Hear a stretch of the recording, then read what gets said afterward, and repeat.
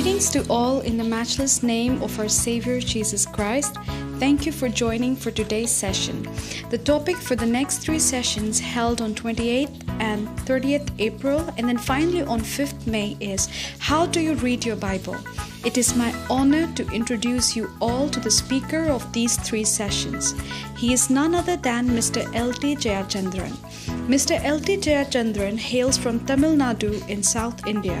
He has a Master of Technology degree in Structural Engineering from Indian Institute of Technology in Madras. He has worked in several parts of India for 28 years as a senior civil engineer with the central government. Later, he took voluntary retirement and joined RISIM and worked in India and Singapore for it. He has also addressed student audiences in India and abroad. Mr. Jayachandran and his wife Esther have now moved back to India and make their home in Pune, Maharashtra. They have 2 children and 4 grandchildren. Now I give time to the speaker. May God bless each one of us through the sharing of His word. आप सबों को यीशु मसीह के मीठे और मधुर नाम में हम अभिवादन करना चाहते हैं। धन्यवाद करते हैं आज आप फिर से एक बार हम एक मिलकर प्रभु के वचनों में से कुछ सीखने पाए। अब से लेके 3 सेशंस तक का जो मनन का जो विषय है वो ये रहेगा कि हम हमारे बाइबलों को कैसे पढ़े। और ये बहुत ही हमारे लिए गर्व की बात है कि आज हमारे मध्य में मिस्टर L.T. जयचंद्रन इन सेशनों में अगुवाई देंगे। L.T. जयचंद्रन सर जो है वे पिछले 28 सालों तक उन्होंने केंद्रीय सरकार के साथ एक सिविल इंजीनियर के तौर पर उन्होंने सेवाएं की। उसके बाद उन्होंने वॉलंटरी रिटायरमेंट लेकर RGIM मिनिस्ट्री को ज्वाइन किया और भारत में और सिंगापुर में अनेक सेवाएं की और अभी वे पुणे में स्थित है। हमारी आशा और प्रार्थना है कि प्रभु के वचन में से सीखने के द्वारा हम सबों को आशीष मिलेगी। Shall we pray? आइए हम प्रार्थना करेंगे। पवित्र पवित्र पवित्र जीवित और अनुग्रही परमेश्वर पिता, आपके नाम को धन्यवाद करना चाहते हैं, आपके नाम की स्तुति करते प्रभु जी। फिर से एक बार आपने हमें अवसर दिया प्रभु जी कि हम आपके वचनों में से हम सीखने पाए और प्रभु जी आपके पवित्र आत्मा की सहायता चाहते हैं परमेश्वर पिता, ताकि हम हमारे जीवनों में जहां कहीं पर भी कमी हो प्रभु, जहां कहीं पर भी हमें जरूरत हो वहां पर उस बातों में हम सभान होने पाए प्रभु जी। इन सेशनों के द्वारा हम प्रत्येक के लिए प्रभु जी एक आशीष का कारण हो सके, हम आपके वचनों में आगे बढ़ने वाले हो सके, ऐसे कृपा चाहते हैं। हमारे साथ रहे, हमारे पास रहे, विशेष तौर पर प्रभु जी हमारे वक्ता साहब के लिए मांगते हैं, उनके द्वारा प्रभु जी हम प्रत्येक के साथ बात कीजिए प्रभु जी। और प्रभु जी भाषांतरकर्ता के लिए भी मांगते हैं प्रभु जी कि योग्य शब्द प्रभु जी आने पाए, ताकि लोगों तक वो योग्य रीति से उनके समझ के अनुसार पहुंचने पाए, से कृपा चाहते हैं। यीशु मसीह के नाम से हम मांगते हैं, सुने और ग्रहण करें। Amen. Amen. In the last session, we were looking at the Bible as a narrative. हम पिछले सेशन के अंदर हमने देखा कि बाइबल किस प्रकार से एक कहानी, एक सत्य घटना की कहानी। And we ended that session with a very important point that a book and a person are both called the Word of God. और हमने उस सेशन का अंत एक बहुत ही महत्वपूर्ण बिंदु से किया कि वो व्यक्ति भी और वो किताब भी दोनों को परमेश्वर का वचन कहा गया है। And that is one of the reasons why when we read the Bible, I'm sure all of us pray to the Holy Spirit that He should speak to us. और इसी के कारण हम ज्यादातर हम जब प्रार्थना करते तब हम प्रार्थना करते कि पवित्र आत्मा हमारी अगुवाई करे और हमें सिखाए। Now, let me say one more thing which would be of interest to you. मैं आपको एक और बात बताना चाहूंगा जो शायद आपके लिए एक रसप्रद हो। You know, when God wants to speak to us, जब परमेश्वर हमसे बातचीत करना चाहते हैं, the medium through which He speaks will have to be both divine and human. जिस माध्यम से परमेश्वर बात करते हैं वो दोनों दैवीय और मानवीय होते हैं। Because, and there again I think Hinduism and Islam give us some very good counter examples. और इसके लिए भी हम काफी बार पाते हैं कि हिंदुइज्म और जो इस्लाम जो धर्म है दोनों के दोनों हमारे विरुद्ध में जाने के लिए काफी बार हमें कुछ बिंदु बात देते हैं, विचार देते हैं। Now, if you speak to your Hindu friends, knowledgeable Hindu friends, whether the Vedas, for example, or the Word of God, they would probably say these are human impressions of the divine. और काफी बार अगर आप ऐसे हिंदू अपने मित्रों से बात करेंगे जिनको इसके बारे में ज्ञान हो, अगर आप उनसे वेदा के बारे में पूछेंगे या फिर प्रभु के वचन के बारे में पूछेंगे तो वो ये कहेंगे कि ये तो मानवीय लेखन है परमेश्वर के बारे में। They say that these are rishis who had the impression from God. वो ऐसे कहेंगे कि ये ऋषि लोग थे और ऋषि लोगों को परमेश्वर के द्वारा सीधा उन लोगों को बताया गया। But if you ask a Muslim friend about the Quran, परंतु अगर आप अपने मुस्लिम मित्र से अगर कुरान के बारे में पूछेंगे, they will give the opposite answer. वो इसका एकदम विरुद्ध जवाब देंगे आपको। They'll say that the Quran is entirely divine, there is nothing human about it. वो ये कहेंगे कि कुरान तो पूर्ण रीति से दैवीय है, इसमें कोई भी मानवता की कोई बात नहीं है उसमें। But when we read both about the Lord Jesus and about the Bible, परंतु हम जब प्रभु यीशु मसीह के बारे में या फिर बाइबल के बारे में जब पढ़ते हैं, we find both are divine as well as human. हम पाएंगे कि दोनों के दोनों दैवीय भी है और मानवीय भी है। For example, if you read 2 Timothy 3:16, जैसे कि आप दूसरा तिमोथी 3:16 पढ़ेंगे, it says very clearly, all scriptures are inbreathed by God. और वहां पर साफ साफ लिखा है कि हर एक वचन जो है परमेश्वर के द्वारा प्रेरित है। But if you read 2 Peter 1:21, परंतु अगर दूसरा पतरस 1:21 अगर आप पढ़ेंगे, you will read that holy men of God spoke as they were carried along by the Holy Spirit. और वहां पर लिखा है कि पवित्र भक्त जन बोले जिस समय आत्मा के द्वारा उनको अगुवाई की गई। Now I'm speaking to you in English, मैं आपसे इंग्लिश में बात कर रहा हूँ and Brother Joel is translating it into Hindi. और इसका भाषांतर हिंदी में हो रहा है। Now what you are finding is, I am putting my thoughts into words. और आपको क्या पता चल रहा है यहाँ पर कि मैं मेरे विचार जो है वो शब्दों के माध्यम से बोल रहा हूँ। You are hearing my words. आप मेरे शब्द सुन पा रहे हैं You are translating it into your thoughts. और वो शब्दों को आप अपने विचारों के अंदर उसका भाषांतर कर रहे हैं। That is possible only because the communicating medium can be understood by me, understood by you. ये इसीलिए संभव है क्योंकि इन दोनों के बीच में संचार का जो माध्यम है उसको आप भी समझ पाते हो और मैं भी समझ पाता हूँ।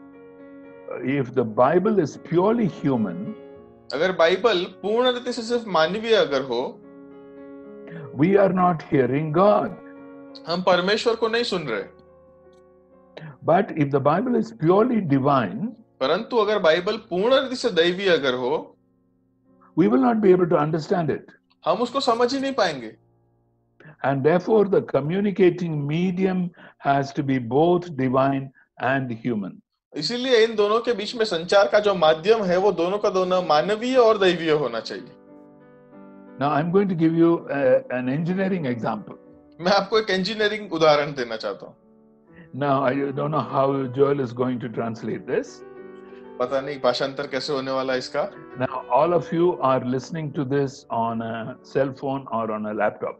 आप लोग जो हर एक जो लोग हैं या तो इसको कोई लैपटॉप में सुन रहे हैं या फिर मोबाइल में सुन रहे हैं।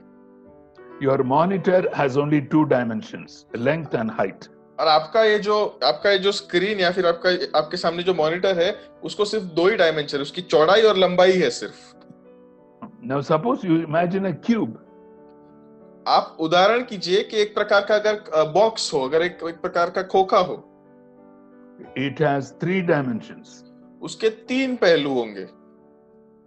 Now, if that cube wants to come into your 2-dimension world, अगर वो जो क्यूब है वो जो 3 पहलू वाला जो क्यूब है उसको अगर आपकी 2 पहलू वाली दुनिया में अगर आना होगा, what will it have to become उसको वहां पर क्या होना पड़ेगा in order to accommodate itself to 2 dimensions? अपने आप को इस 2 पहलू वाली वस्तु के अंदर बंद करने के लिए उसको क्या छोड़ना पड़ेगा, क्या करना पड़ेगा? What is the image of a cube in 2 dimensions? और कोई भी प्रकार की क्यूब की प्रतिमा 2 पहलू वाले चित्र के अंदर कैसी होती है? It's a square. आपके स्क्रीन के ऊपर भी वो स्क्वायर ही बन जाएगा। Now imagine that there are some other 2-dimension creatures in this 2-dimension screen. अभी आप कल्पना कीजिए कि बहुत सारे ऐसे 2 पहलू वाले जो चित्र है वो आपके इस 2 पहलू वाले स्क्रीन के ऊपर है। Can this square tell those creatures, He who has seen me has seen the cube. जो स्क्वायर है वो दूसरे सब आकारों को क्या इस प्रकार कह सकते हैं कि जिन लोगों ने मुझे देखा है उसने वो क्यूब को देखा है? Yes. Because a two-dimensional creature cannot see beyond two dimensions. क्योंकि एक जो दो पहलू वाला जो आकार रहता है या फिर प्राणी रहता है वो दो पहलू से ज्यादा कुछ देख नहीं सकता है। The maximum of a cube that a two-dimensional creature can see is a square.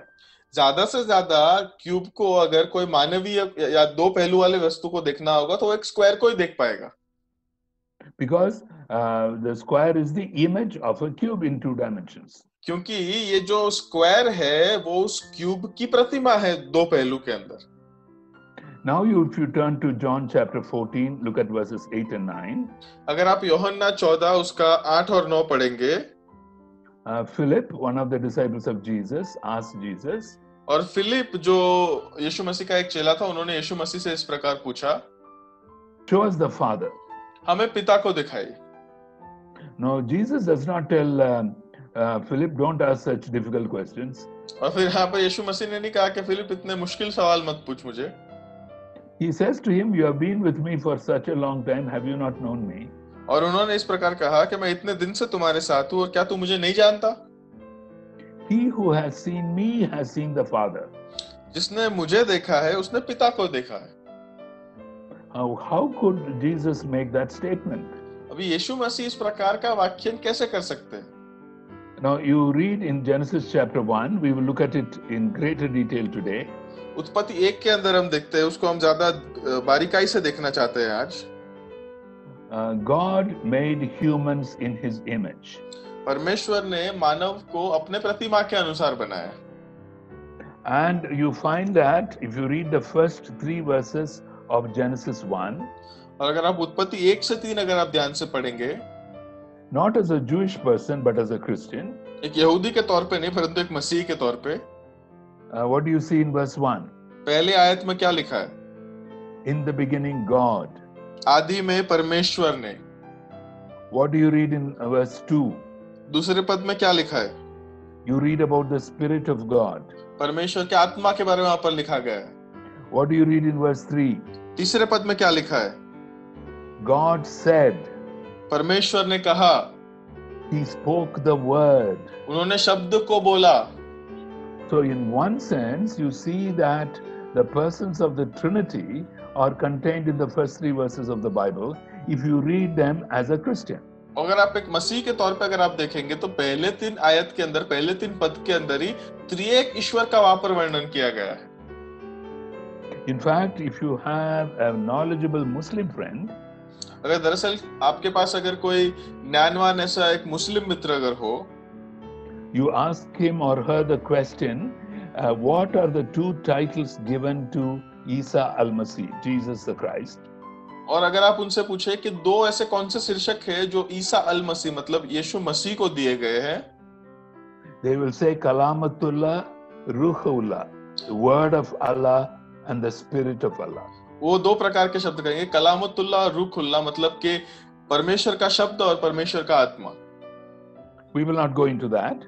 उसमें हम नहीं जाना चाहेंगे, except to say that historically when Jesus came into the world and after his ascension the Holy Spirit was poured out upon the church, we came to recognize that God, his word and his spirit are persons.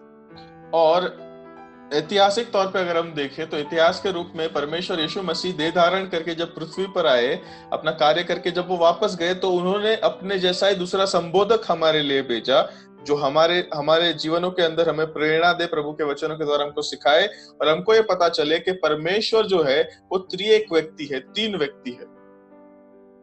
And so that is a fundamental understanding of God which is very necessary.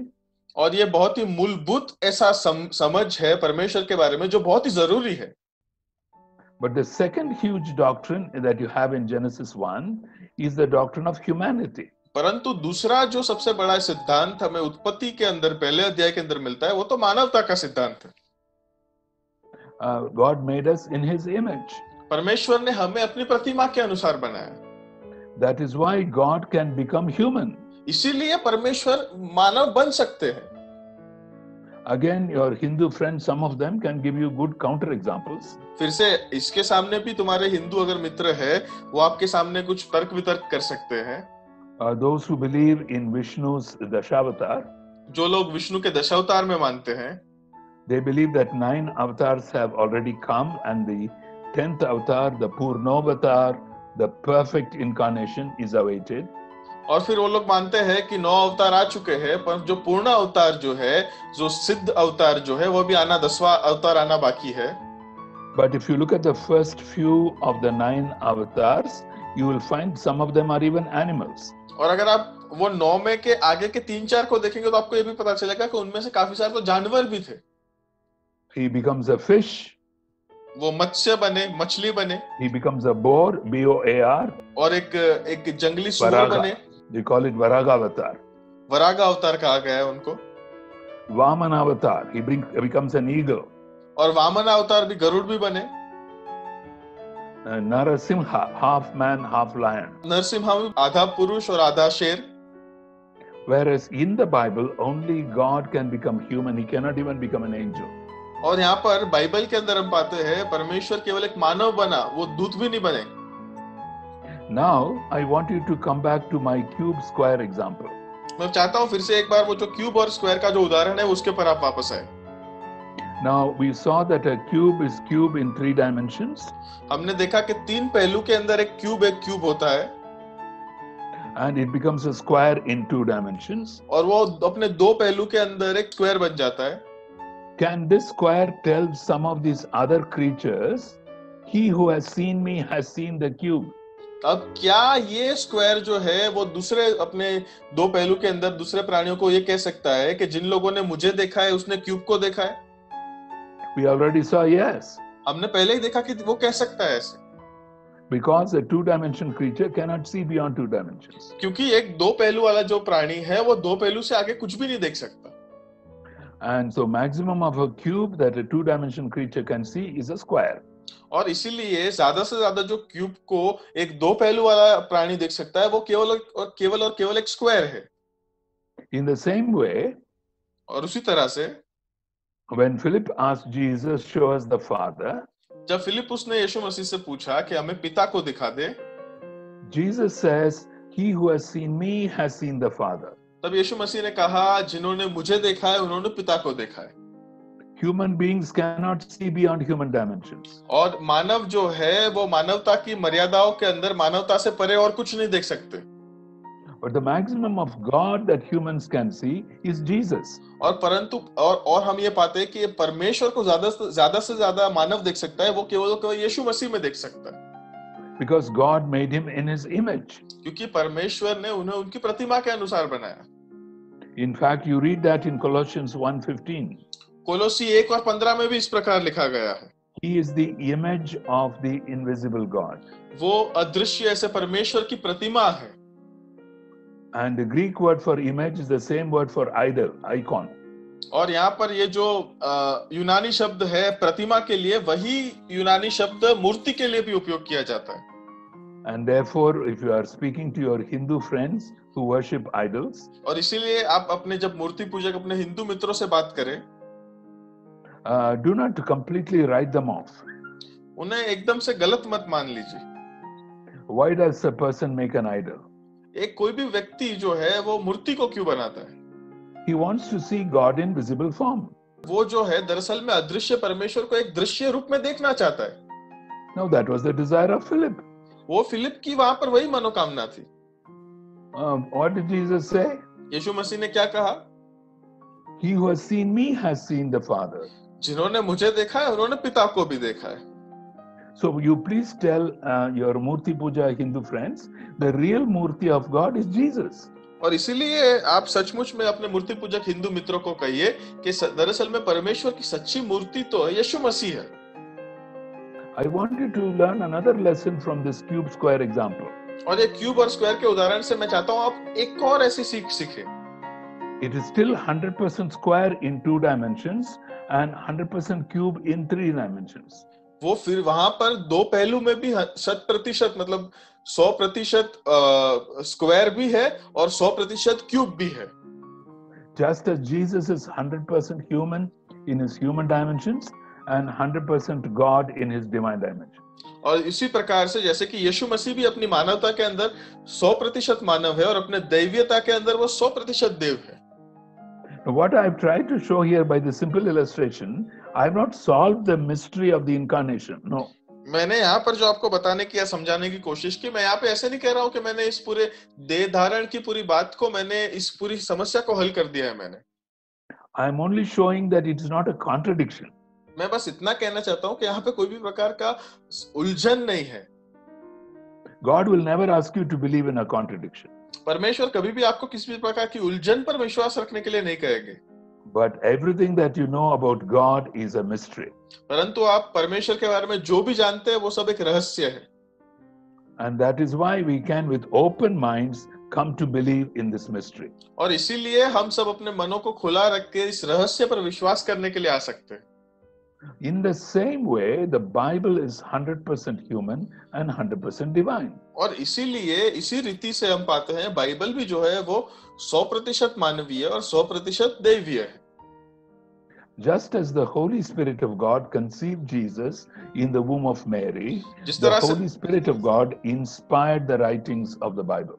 जिस तरह से हम पाते हैं मरियम के अंदर पवित्र आत्मा के द्वारा यीशु मसीह का गर्भ हुआ, उसी तरह से Now you see that similarity.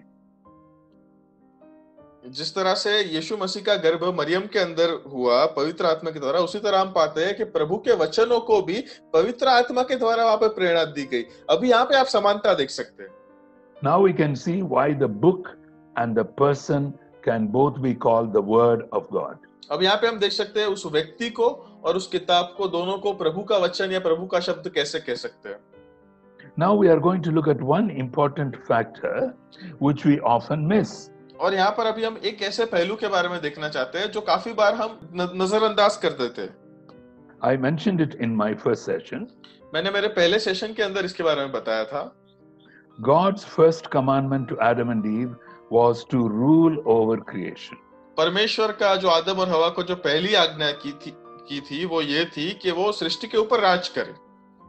When the Lord Jesus came into the world, he announced the good news. और जब यीशु मसीह इस पृथ्वी पर आए तब उन्होंने सुसमाचार का प्रचार किया.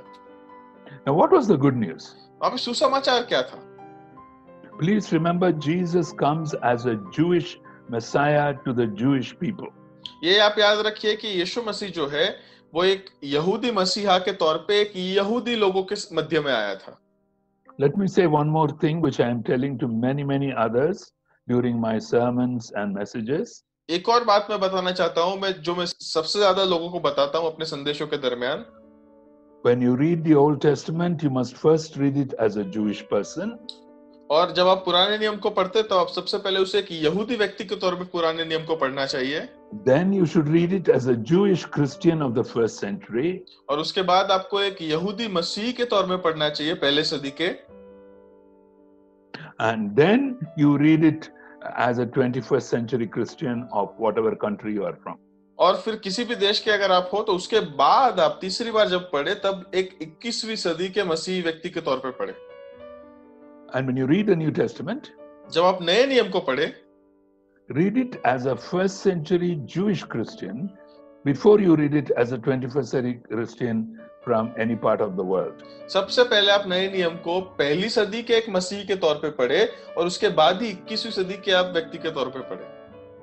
Now if you ask me how to do this, अगर आप मुझे पूछे कि हमें कैसे करना है, oh there are big books written on the subject. बड़ी-बड़ी किताबें लिखी गई है इस विषय के ऊपर. No, I don't think that would be necessary. If you keep reading the Bible again and again, you will get some idea of how to read the Bible in this particular way. वैसा कुछ करने की जरूरत नहीं है, परंतु अगर आप बाइबल को निरंतर पढ़ते रहेंगे तो आप उसमें से ही आपको पता चलेगा कि आप इस प्रकार की बात को कैसे कर पाएंगे. That's why many Christian leaders, most recently Selwyn Hughes, ask us to read through the Bible at least once in a year. और इसीलिए सेल्विन ह्यूज नाम के और अन्य ऐसे जो मसीह अगुवे हैं वो हमें कहते हैं कि पूरे बाइबल को साल में कम से कम एक बार तो पढ़ना ही चाहिए. Many of us Christians are in the habit of highlighting or underlining passages of scripture. हम में से बहुत सारे मसीही लोगों को ऐसी आदत भी होती है कि बाइबल के अंदर हम कोई भी अगर आयत को या फिर कोई भी भाग को हम अंडरलाइन करके हाईलाइट भी करते हैं. God's promise to you, God's commandment to you. परमेश्वर ने आपको जो वचन दिया, परमेश्वर ने आपको जो आज्ञा दी. But when you want to read the Bible as a narrative, परंतु आप जब बाइबल को एक कहानी के तौर पे पढ़ना चाहते हैं, you should use a different copy of the Bible which you do not underline. आपको एक ऐसी बाइबल पढ़नी चाहिए जिसके अंदर आप अंडरलाइन या फिर जिसके अंदर आप लाइन ना करें. Because when you reread an underlined copy of the Bible, क्योंकि आप जो अंडरलाइन की गई बाइबल को अगर आप फिर से पढ़ते हैं, your eye is drawn to what you have underlined. आपकी आंखें जो है वो सीधी तौर पे उसी प्रकार से उसी अंडरलाइन की गए वाक्य पे आकर्षित हो जाती है. And you pass over what you have not underlined. और जो जो चीजों को आपने अंडरलाइन नहीं किया उसको आप ऐसे ही छोड़ देते हैं फिर. I call that the Christian Passover. इसको मैं मसीह पास्खा मानता हूँ. You know why? Because that's why most of the Bible is totally blank as far as we are concerned. इसीलिए काफी बार क्या होता है कि हमारे ध्यान में जितना भी आता है, ज्यादातर बाइबल जो है इसको हम खाली रखते हैं. Yesterday I was leading a Zoom Bible study for a church in Hyderabad. और हैदराबाद के एक कलीसिया के लिए कल मैं एक जूम पर बाइबल स्टडी ले रहा था. And I spoke from Romans chapter 8 verses 19 to 27. और रोमी 8 19 से 27 तक मैंने अध्ययन करवाया. You can read that later. आप उसे पढ़ सकते हैं बाद में. And Paul refers to groaning. वहां पर पौलुस जो है वो रुदन करने की बात को बताता है. He says creation is groaning. वो कहता है कि सृष्टि जो है वो निशा से डाल, मतलब वो रुदन कर रही है. We are groaning. हम रुदन कर रहे हैं. The Holy Spirit is also praying through us, which groans without words. और पवित्र आत्मा भी हमारे द्वारा हमारे लिए मध्यस्थी कर रहा है, जो शब्दों के बिना रुदन करते हैं. And then I asked them to go to the Old Testament. फिर मैंने कहा कि आप पुराने नियम पे जाइए. There is a whole book called Lamentations. एक पूरी किताब है जिसका नाम है विलाप गीत. Jeremiah is weeping over Jerusalem. यर्मिया जो है वो यरूशलेम के ऊपर रुदन कर रहा है, वहां पर रो रहा है उनके. You go to the Psalms. आप गीत शास्त्र भजन संहिता के ऊपर जाइए. Many Psalms are complaints to God. बहुत सारे ऐसे गीत है उसके अंदर जो परमेश्वर के खिलाफ शिकायतें है. One of the Psalms I like very much is Psalm 13, 1-3. और एक मेरा जो प्रिय भजन संहिता का गीत है वो है भजन संहिता 13. It is a Psalm of David. वो दाऊद का गीत है. 4 times David says, how long? कि 4 बार परमेश्वर को दाऊद कहता है कि कब तक. And I was wondering, we people 21st century, we are all software people. As soon as we touch the computer, it should respond. और हम ऐसे मान लेते हैं हम 21वीं सदी के लोग हैं, हम सॉफ्टवेयर वाले लोग हैं, मतलब जब भी हम स्पर्श करें उसका प्रतिसाद हमें मिलना चाहिए. Oh, David lived some 1,000 years before Jesus. Dawood तो यीशु मसीह से भी 1000 साल पहले वो जब जिया था. And if God was slow for him, how much slow he is for us? अगर परमेश्वर उसके लिए इतना धीमा था, तो हमारे लिए कितना धीमा होगा. And that's why we must learn to groan. और इसीलिए तो हमें रुदन करने के लिए सीखना चाहिए. And that kind of a prayer God hears. और उस प्रकार की प्रार्थना को परमेश्वर सुनता है. I'm sure all of us are praying that God should put a stop to this pandemic. मुझे पता है हम में से बहुत सारे लोग ऐसी प्रार्थना कर रहे हैं कि परमेश्वर को इस वैश्विक महामारी का अंत लाना चाहिए. Oh, that is correct. सही है. But we must also mourn for those who have died, particularly healthcare workers. और उसके उन लोगों के लिए हमें रुदन भी करना चाहिए, उन लोगों के हमें पछतावा भी करना चाहिए कि वो लोग जो लोग इसकी वजह से मारे गए, खास करके वैद्यकीय व्यवस्था में जो लोग थे. And so I think when you are reading the Bible, you become a participant in the Bible. इसलिए मैं मानता हूं कि जब आप बाइबल को पढ़ते हैं तब बाइबल के आप एक भाग बनते हैं. You are not taking things out of the Bible, but you are identifying with the Bible. आप बाइबल में से कुछ चीजों को निकाल नहीं लेते हैं, परंतु आप अपने आप की पहचान बाइबल से करवाते हैं. I'll give you an example which you can check up later. मैं आपको एक उदाहरण देना चाहता हूं जो आप बाद में देख सकते हैं. In Acts chapter 4, प्रेरितों के कार्य 4 अध्याय के अंदर Jewish leaders threatened Peter and John यहूदी because of the miracle they performed in the temple. और मंदिर के अंदर जो पतरस और यूहन्ना ने चमत्कार किया था उसकी वजह से यहूदी अगुवों ने उनको धमकाया And then they sent them back. और उनको वापस भेज दिया। They come and report to the church. और फिर उन्होंने ये बात को आके कलीसिया को बताई। You read the prayer of that church. और उसके बाद आप उस कलीसिया की प्रार्थना को पढ़िए। They are actually praying Psalm 2. तो दरअसल में भजन संहिता 2 की प्रार्थना कर रहे हैं वहां पर। Why do the people rage? लोग क्यों इस प्रकार का प्रतिसाद देते The हैं? kings of the earth take their thought against God. पृथ्वी के जो राजा है अपने विचारों को परमेश्वर के विरुद्ध में लेके जाते हैं। And I'm sure as they are praying, they are thinking of Pontius Pilate and King Herod. और मैं मानता हूं कि उस समय जब वो प्रार्थना कर रहे होंगे तब वो पिलात के बारे में और हेरोद के बारे में बात सोच रहे होंगे। So you begin to see that you are participating in the Bible, not just taking principles out of the Bible. तो यहाँ पे आप देखिए कि लोग जो है वो अपने आप बाइबल के अंदर कहानी के अंदर भाग बनते हैं, केवल उसमें से कुछ चीजें निकालते नहीं हैं। Now let me come back to the first commandment God gave to Adam and Eve. सबसे पहली आज्ञा जो परमेश्वर ने आदम और हवा को दी, उस पर हम वापस आएंगे। You should rule over my creation. तुम्हें मेरे सृष्टि के ऊपर राज करना है। Let me give you an Indian example. मैं एक भारतीय उदाहरण देना चाहूंगा आपको। The President of India lives in a building called Rashtrapati Bhavan. हमारे जो भारत के जो प्रेसिडेंट है वो राष्ट्रपति भवन में रहते हैं। That building was built in the 1920s when the capital of India was shifted by the British from Calcutta to New Delhi. और उस इमारत को 1920 में बनाया गया था जब भारत का जो राजधानी थी वो कलकत्ता से दिल्ली की ओर लाई गई थी। And who was the man who was living there till 15th August 1947? और 15 अगस्त 1947 तक वहां पर कौन रह रहा था? He is called the Viceroy. उसे वाइसरॉय कहा जाता है। What is the meaning of Viceroy? Viceroy का मतलब क्या है? Let's take Vice Chairman. आइए हम उपाध्यक्ष के बारे में सोचें। Now, if the chairman is not available, then the Vice Chairman chairs the meeting. अगर अध्यक्ष उपलब्ध ना हो तो उपाध्यक्ष को वो मीटिंग को लेना पड़ता है। Now, Viceroy means in place of the king. Roy is king in Latin. और वाइसरॉय का मतलब राजा की जगह पे, क्योंकि रॉय जो है वो लैटिन के अंदर राजा है। King or queen ruled from London. Raja Rani जो है वो लंदन से राज करते थे। The Viceroy ruled over British colonies here from New Delhi. और वाइसरॉय जो थे ये लोग, ये दिल्ली से भारत में की सारी ऐसी कॉलोनियों के ऊपर अपना राज करते थे। Now you read Genesis 1:28. अब आप उत्पत्ति 1 और 28 को पढ़िए। What do you see? वहां पर आप क्या देखेंगे? God says, you rule over creation. परमेश्वर ने कहा तुम सृष्टि के ऊपर राज करो। You are my viceroys. तुम मेरे वाइसरॉय हो। You are my kings and queens. तुम मेरे राजा और रानी हो। So that is what we begin to see. और यही हम यहाँ पे देखने की शुरुआत करते हैं। Now you come to Isaiah 52 and I'm going to read verse 7. यशाया 52 और 7 को हम पढ़ेंगे अभी। It is sometimes called the gospel of the Old Testament. उसे पुराने नियम का सुसमाचार कहा जाता है काफी बार। How beautiful on the mountains are the feet of those who bring good news, gospel, who proclaim peace, who bring good tidings, who proclaim salvation, who say to Zion, your God reigns.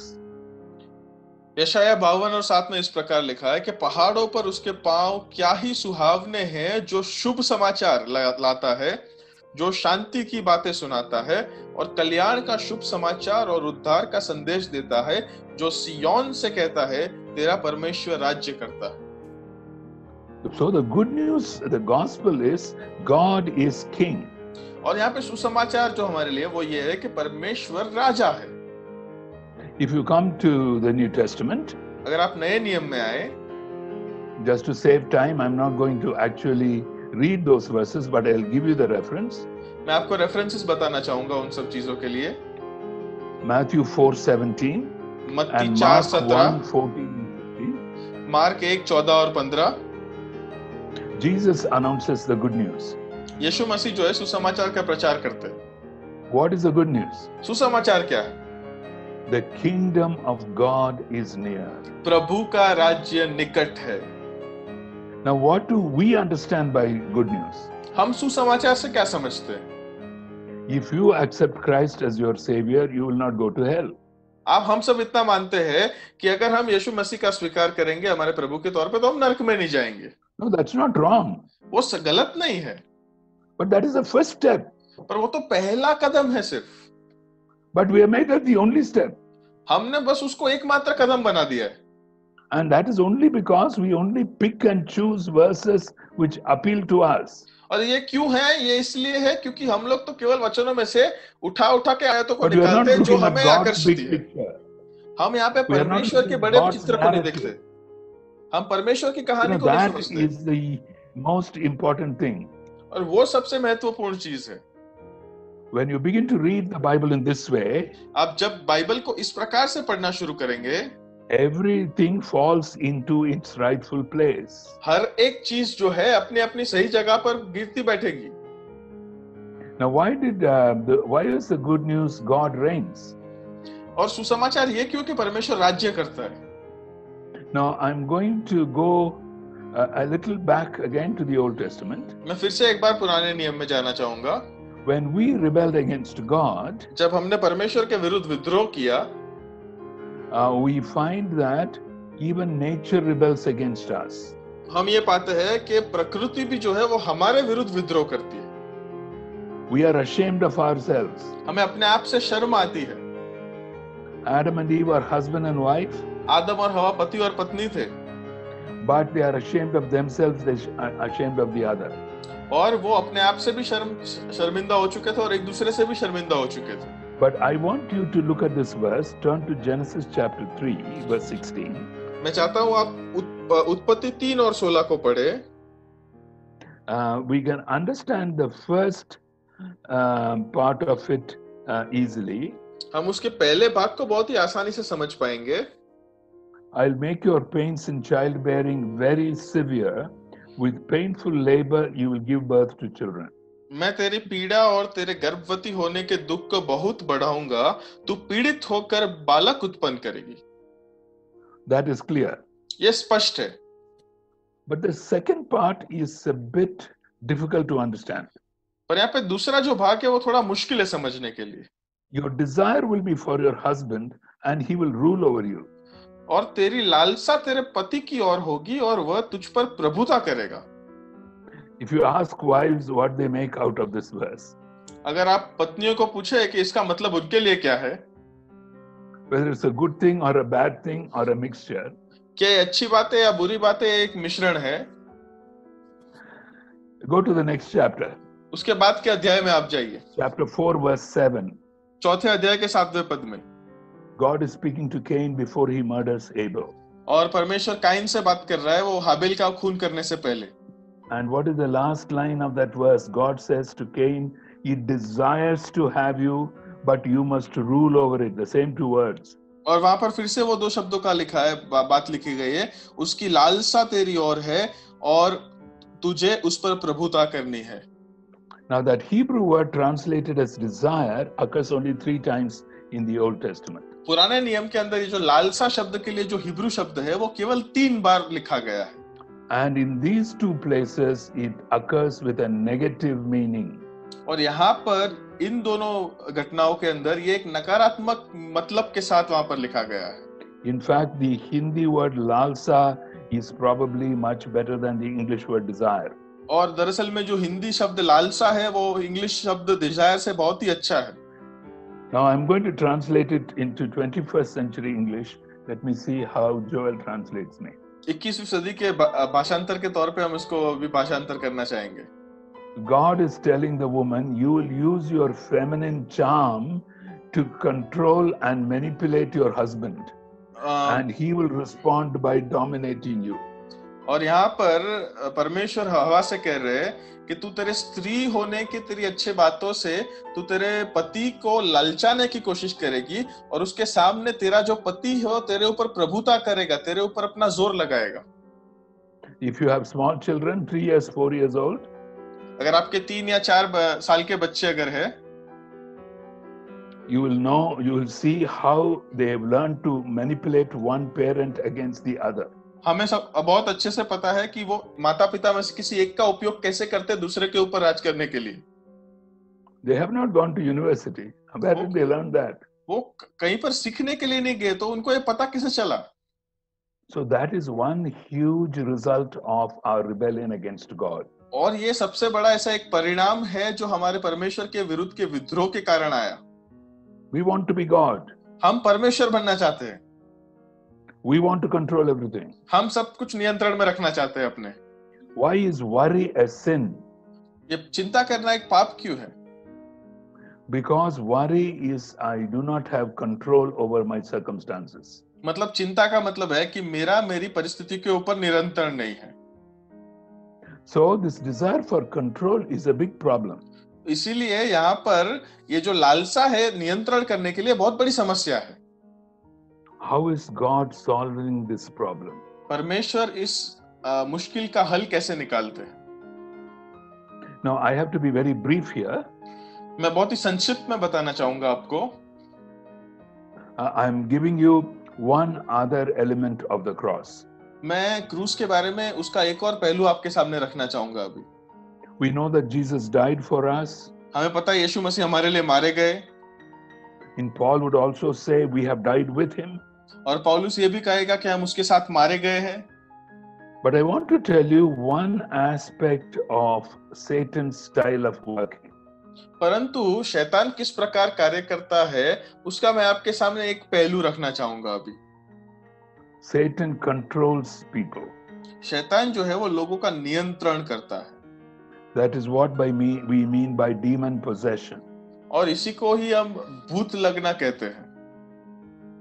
Whereas the Holy Spirit does not control people. He liberates us. He frees us. पवित्र आत्मा जो है वो हमें इस प्रकार से काबू में नहीं लेता है, नियंत्रण में नहीं लेता है, परंतु वो तो हमें स्वतंत्रता देता है. Because of the cross. पर क्यों? क्योंकि ये तो क्रूस की वजह से.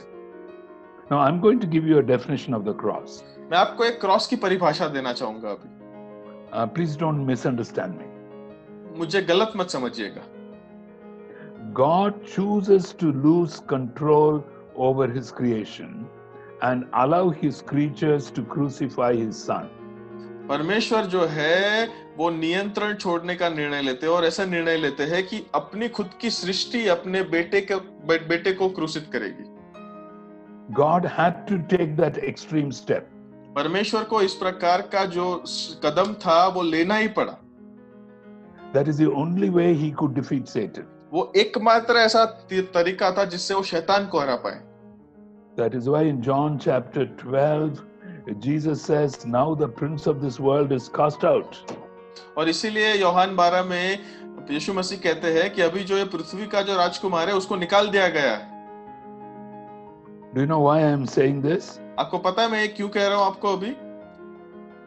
Satan did not know whether to send Jesus to the cross or to keep Jesus from going to the cross. शैतान को दरअसल में पता ही नहीं था कि यीशु मसीह को क्रूस पे भेजना या फिर भेजने से उसको रोकना. Because in Matthew 16 Peter is telling Jesus you should not suffer. और यहाँ पर मत्ती 16 के अंदर हम पाते हैं पतरस यीशु मसीह को कहता है आपको दुख सहन नहीं करना है. How did Jesus rebuke Peter? यीशु मसीह ने फिर पतरस को किस तरह से धमकाया? Get behind me, Satan. शैतान मेरे पिछवाड़े हो. But the same Satan enters Judas Iscariot and sends Jesus to the cross. और फिर वही शैतान यहूदा इस्करियोत के अंदर जाके यीशु मसीह को क्रूस पर भेजता है. And that's why only the cross can defeat Satan. और इसीलिए केवल और केवल वधस्तंभ या क्रूस शैतान का पराजय कर सकता है. And that is why Jesus tells all of us his followers, take up your cross and follow me. और इसीलिए यीशु मसीह हम प्रत्येक जो उनका अनुसरण करते हैं उनको हमको कहता है वो कि अपने क्रूस को लेके मेरे पीछे हो लो. Now I want you to turn to John chapter 19. मैं चाहता हूं आप यूहन्ना 19 खोले. And I'm going to read a discussion between Pontius Pilate and Jewish leaders after Jesus was crucified. और यीशु मसीह के क्रूसित होने के बाद पिलात और यहूदी अगुवों के बीच में जो बातचीत हुई, वार्तालाप हुई, उसके बारे में आपको बताना चाहूंगा. John 19 verses 19 to 22. और यूहन्ना 19:19 से 22 को हम पढ़ेंगे। Pilate had a notice prepared and fastened to the cross. It read, Jesus of Nazareth, the King of the Jews. Many of the Jews read this sign, for the place where Jesus was crucified was near the city, and the sign was written in Aramaic, Latin, and Greek. The chief priests of the Jews protested to Pilate, "Do not write the King of the Jews, but that this man claimed to be the King of the Jews." Pilate answered, "What I have written, I have written." यूहन्ना 19:19 से 22 में इस प्रकार लिखा है कि पिलातुस ने एक दोष पत्र लिखकर क्रूस पर लगा दिया और उसमें यह लिखा हुआ था, यीशु नासरी, यहूदियों का राजा। यह दोष पत्र बहुत से यहूदियों ने पढ़ा, क्योंकि वह स्थान जहां यीशु मसीह को क्रूस चढ़ाया गया था वो नगर के पास था, और पत्र इब्रानी और लतीनी और यूनानी में लिखा हुआ था। तब यहूदियों के प्रधान याजकों ने पिलातुस से कहा, यहूदियों का राजा मत लिख, परंतु यह लिख, उसने कहा मैं यहूदियों का राजा हूं। पिलातुस ने उत्तर दिया, मैंने जो लिख दिया वह लिख दिया। Now that's an interesting problem. यह बहुत ही रसप्रद ऐसा ये समस्या है। What is the Roman convention? रोमी क्या कहते हैं यहाँ पे? रोमन लोग क्या कहते हैं? When a criminal was crucified, the charge against the criminal was nailed to the cross. जब किसी रोमन व्यक्ति के सामने कोई गुनाह करता था, तब उस व्यक्ति का जो गुनाह था वो उसके ऊपर लगाया जाता था। That is why the Jewish leaders said, you should say he claimed to be the king of the Jews, and that's why he's crucified. और इसीलिए आपको वो यहूदी अगुवे जो थे वो जाके पिलातुस को कहते, तुम्हें इस प्रकार लिखना चाहिए कि उसने कहा कि वो राजा था, इसलिए उसको मारा गया। So Pilate put a wrong notice on Jesus' cross. तो पिलातुस ने तो यहाँ पर क्रूस के ऊपर बहुत ही गलत संदेश वहां पर लिखा। He simply put Jesus of Nazareth, King of the Jews. उसने केवल ऐसे लिखा, यीशु नासरी, यहूदियों का राजा। And when the Jews protested, he almost speaks like a prophet. He says, what I have written, I have written. और फिर जब यहूदी अगुवों ने जाके उनके सामने शिकायत की, तब उसने तो एक प्रबोधक के समान कह दिया कि जो मैंने लिख दिया वो मैंने लिख दिया। Because it is there that God truly becomes king. क्योंकि हम वहां पर पाते हैं कि परमेश्वर जो है वो सचमुच में राजा बनता है। Now that is a big part of the story. वो इस कहानी का एक बहुत ही मुख्य भाग है। Today when we struggle against the devil, we are fighting a defeated foe. और अभी हम जब एक शैतान से हम जब लड़ाई करते थे, सचमुच में तो हम एक हारे हुए विरोधक के साथ हम लड़ते हैं। Jesus has defeated Satan. यीशु मसीह ने शैतान के ऊपर विजय पा लिया है। Because we must remember that is how the kingdom of God has come. हमें ये याद रखने की जरूरत है कि उसी की वजह से परमेश्वर का राज्य आया है। That is why Jesus said, the kingdom of God is near. That is the good news. और इसीलिए यीशु मसीह ने भी कहा था कि प्रभु का राज्य नजदीक है, निकट है, और ये सुसमाचार है। That is why Jesus said, even during his lifetime, there are some who are standing here who will not die till they see the kingdom of God come with power. He was talking about the cross. और इसीलिए हम पाते हैं यीशु मसीह ने यह भी कहा कि यहाँ पर कई सारे ऐसे लोग हैं जो प्रभु के राज्य को आते हुए देख, उसके अलावा वो मरण को नहीं देखेंगे। वो दरअसल में उस क्रूस की बात कर रहे थे वहां पर। So we are kings and queens. Don't forget that. और इसीलिए ये याद रखिए, कभी मत भूलिए कि हम राजा और रानी हैं। Now, if you go to Exodus chapter 19 verses 5 and 6. निर्गमन 19:5 और 6 को अगर आप पढ़ेंगे, where God is telling through Moses to his people, you are a royal priesthood. जहां पर परमेश्वर जो है वो मूसा के द्वारा अपने लोगों को कहता है कि तुम तो एक राजवी याजक वर्ग हो। Now, what is the role of the viceroy? What did I say? जैसे मैंने कहा कि एक वाइसरॉय का कार्य क्या है? We represent the king to creation. हम राजा का प्रतिनिधित्व सृष्टि के सामने करते हैं। Which is why whatever you do, you are doing as a king queen. इसीलिए आप जो भी करते हैं वो आप एक राजा या रानी के समान करते हैं। That is why there is no distinction between full-time Christian work and marketplace work. और इसीलिए पूर्ण समय की जो मसीह की सेवकाई है, या फिर आप किसी भी क्षेत्र के अंदर मसीह की सेवकाई करो, उसके अंदर कोई तफावत नहीं है।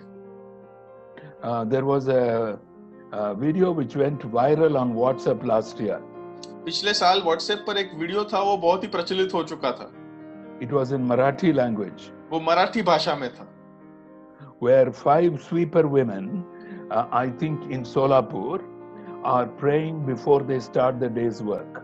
जिसके अंदर 5 ऐसी झाड़ू मारने वाली औरतें अपना कार्य शुरू करने से पहले वो लोग प्रार्थना करती थी। Their brooms are on the wayside, उनके हाथ में झाड़ू थे साइड में रखे हुए, and one of them is leading the other 4 in prayer in Marathi. और उन 5 में से एक जो थी वो सबको अगुवाई कर रही थी प्रार्थना के अंदर। I got it translated by a Marathi friend. और मराठी एक मेरे मित्र के द्वारा मैं उसके भाषांतर करवाया। And what are they praying? और प्रार्थना क्या कर रहे हैं वहां पर? They are asking the Holy Spirit to lead them in their sweeping work. वो ये कह रहे हैं कि पवित्र आत्मा उनकी अगुवाई करे कि वे झाड़ू करने के कार्य में उनकी प्रेरणा दे उनको। And you know what I said to God? और आपको पता है मैंने परमेश्वर से क्या कहा? I said, Lord, these are your queens. मैंने कहा परमेश्वर ये आपकी रानियां है। According to Indian caste system, they may be the untouchables, the lowest caste. जो भारत का जो पूरा वर्ण का जो पूरा आश्रम है उसके हिसाब से वो शायद बहुत ही एक निचली कक्षा की, बहुत ही निचली जाति के लोग हो। But as far as you are concerned and we are concerned, we celebrate that these are queens.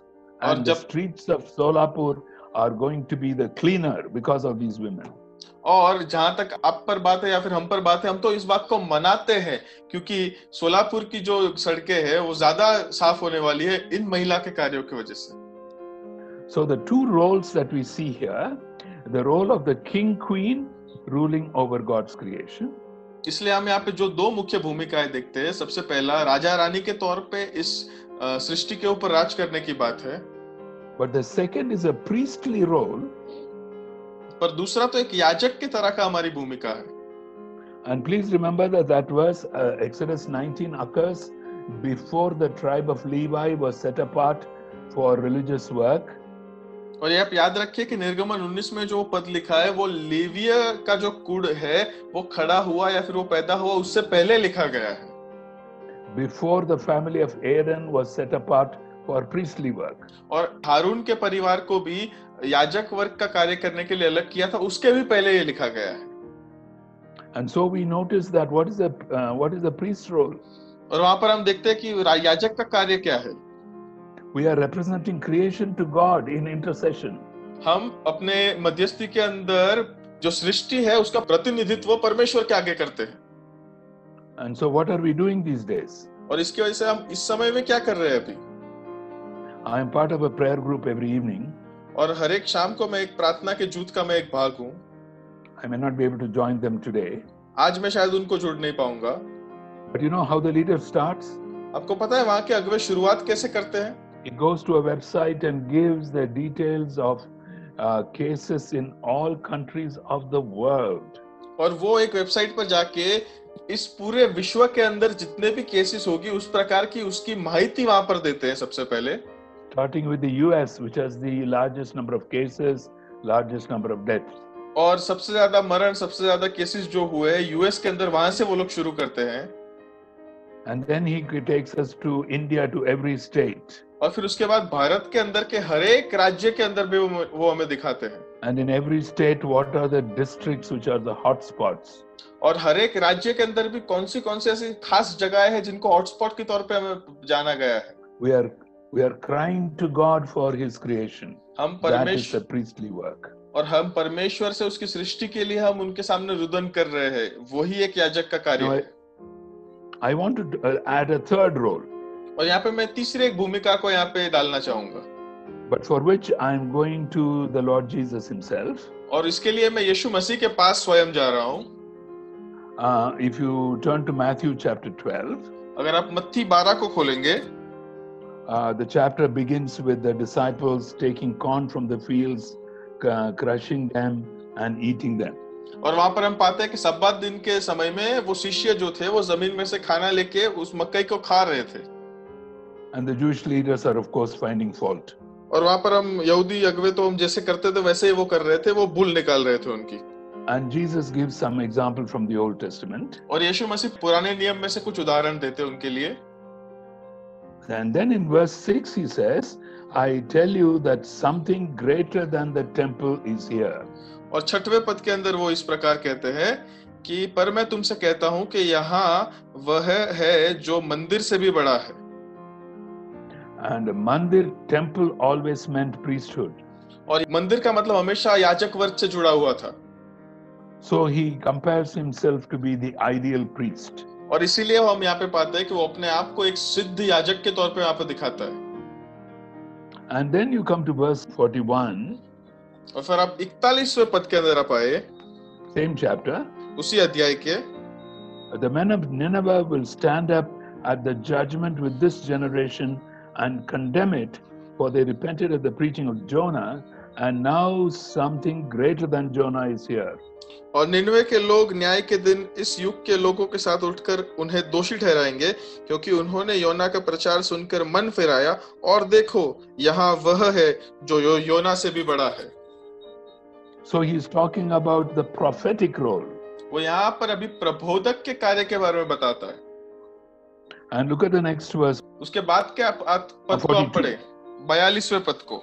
The queen of the south will rise at the judgment with this generation and condemn it, for she came from the ends of the earth to listen to Solomon's wisdom, and now something greater than Solomon is here. दक्षिण की रानी न्याय के दिन इस युग के लोगों के साथ उठकर उन्हें दोषी ठहराएगी, क्योंकि वह सुलेमान के ज्ञान को सुनने के लिए पृथ्वी के एक छोर से आई, और देखो यहाँ वह है जो सुलेमान से भी बड़ा है. And so he is talking about the kingly role. और यहाँ पर वो राजवी कार्य के बारे में बता रहा है. Jesus in his life brought all the three roles together, the prophet, priest and king. और यीशु मसीह ने अपने जीवन के अंदर इन 3 भूमिकाओं को अपने अंदर लाया, एक राजा, एक याजक और एक प्रबोधक.